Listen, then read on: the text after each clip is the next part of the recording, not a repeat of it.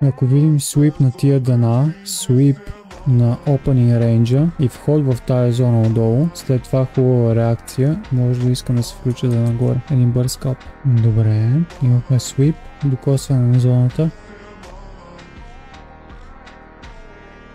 Раничко ми е. Ако слезе малко надолу, ще пробвам направо на маркет. Да. Супер. Още един. Много хубави отблъсквания тук от зоната. Махнах единия контракт и трябвам стопа. Под тази зона го оставям. Мръднем стопа още малко нагоре. И финалният таргет ще ни е Previous Day High. Това е.